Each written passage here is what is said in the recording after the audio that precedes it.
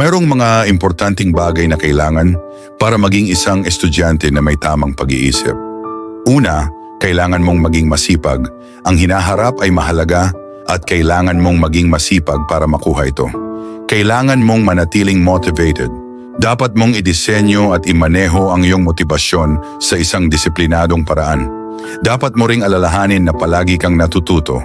Sa buhay, kailangan ang patuloy na pagkatuto. Manampalataya ka sa sarili mo. Tingnan mo ang sarili mo na kaya mong makamit ang iyong mga pangarap. Gawin mong daan ang sakit para magtagumpay. Kailangan mong makita ang sarili mong nakakamit ang mga layunin mo.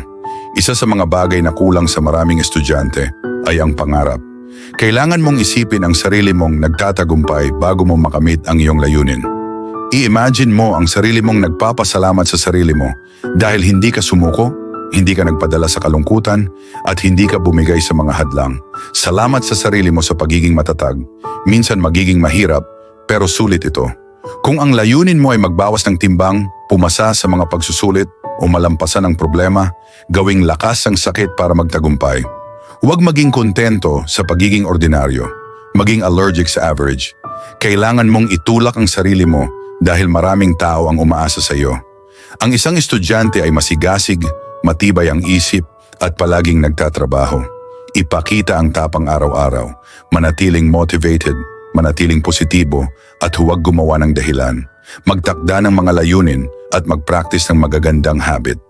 Kung gusto mong makuha ang hinaharap mo, kailangan mong magtrabaho ng mabuti. Kailangan mong gawin ang iyong makakaya kahit mahirap. Lahat gusto ng magandang hinaharap, pero marami ang kontento na sa pagiging ordinaryo. Minsan, mararamdaman mong gusto mo nang sumuko habang nag-aaral. Ang estudyante ay matatag, disiplinado, at palaging nagtatrabaho kahit na mahirap.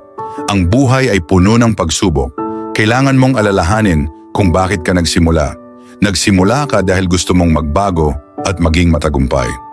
Gusto mo ang magandang hinaharap. Tandaan, ang bawat pangarap ay nangangailangan ng disiplina. Ang mga matagumpay na estudyante ay responsable at motivated. Natutunan nila na ang buhay ay isang pagsubok. Tanggapin ang responsibilidad para sa iyong mga resulta.